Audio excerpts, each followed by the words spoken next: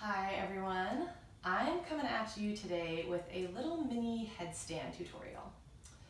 So this is one I get quite often as a request, and I am finally putting this together. So what you can expect from this is maybe some foundational knowledge so that as you start into a headstand practice, you feel like you know where to start with safety. So first of all, there's a couple different base positions that I will go over today. Our two most common bases in headstand are tripod, where you have the crown of the head planted, you have your elbows at 90 degrees, palms on the mat, and bound headstand. Fingers are interlaced, elbows shoulder distance apart. I'm going to start with bound because I personally feel like there's a little more stability to be found in that pose.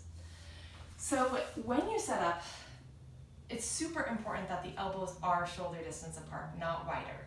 And it can help to set the arms up before you place them on the mat. It's easier to see from here than when the head is down. I like to tuck the bottom pinky in just so I have a little more consistent surface area on the bottom of my hands. And I suggest first setting up near a wall. Now you can set up really close to the wall.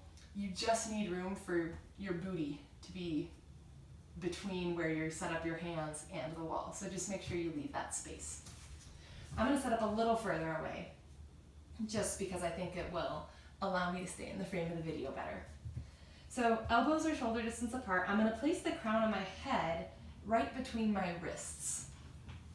Now from here, I can curl the toes under, but I'm going to first press into my elbows. Not enough that my head lifts, but enough that I have some added support. Not all the weight is going to go into my head.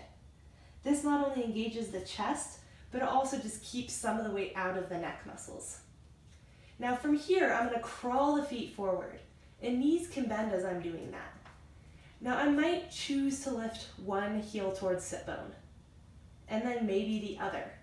And this might be my practice for a while. If it feels okay, I can really rock my hips over my shoulders until maybe my other foot hovers, and maybe I lift it to join. Now right here is a really safe place to be, because my legs are on the front side of my body, my center of gravity is low.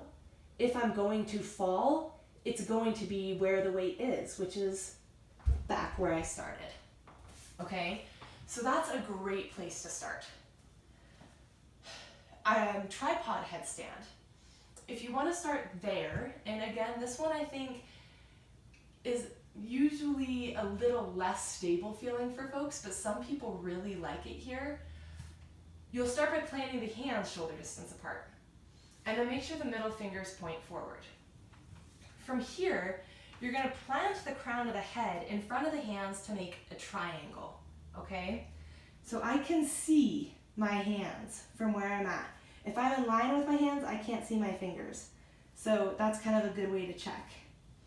Now, just like last time where we pressed into the forearms, we're going to press into the hands. The elbows hug in as that happens, and you can feel your chest engage. Then I curl the toes under, walk the feet in. Again, maybe lift one foot, the other, maybe I lift both, and focus on keeping the weight on this side of my body. All right, and then lower down. Now, the beauty of that tucked holding position is that your center of gravity is low and your legs are on the front side of your body. However, you might feel like it requires a little bit too much core engagement, and you may not be able to find that hold. So it can be helpful to get the legs up higher. To do this, again, if you're new to headstanding, make sure you're near a wall so that you can't accidentally kick over. I'm going to cue it through bound headstand. But what we'll essentially do is lift one leg into the air, and then we'll bounce off of the other. So keep in mind, the lifted leg is not going to catapult us up. The lifted leg just keeps reaching, while the bottom leg is the spring. So I'll show you what that looks like. From here, I again set up, but if I'm going to start with my right leg lifted, my right leg reaches up, and I try to rock my hips back as much as I can over my shoulders. Now from here, I'm going to bend the left knee. The right leg stays still. Left knee bends and hops. Bends and hops. Now I might get a bend and a hop and I can find a hold. With my left leg extended out straight, it still is this nice counterbalance to easily lower down. I can also hop and bend that leg in. It makes it a little bit easier to hold because I don't have that long lever in front of me. But again, I still have extra weight on the front side of my body to easily exit how I want. If it feels okay, I can lift the left leg to join the right. All right? So that is how you might kick up into a headstand. It can take a lot of mental preparation to get to that point to feel safe. And so if you do have someone at your home who can help you, I really suggest you enlist their help. They don't need to do much. All they would do is when you have one leg lifted, they would place their hand underneath that leg on the top of the foot or at the ankle. And you would push into that leg, and they would push into you, you would push into their hand and they would push into your leg. Just enough resistance there that you can lift the bottom leg. So I can't fully demonstrate that here without someone, but I'll show you the idea.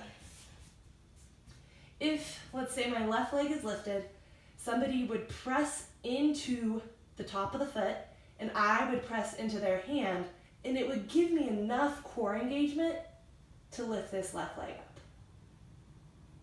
All right, so I'm not like leaping up at that point. I'm pressing with control to lift my bottom leg. And that can feel really nice. It can be a great way to enter into headstand because you feel maybe more stable, more controlled in the process. So anyway, I hope this information helps. If you have any questions or concerns or victories with any of this, please reach out to me. I would love to hear it. Thanks.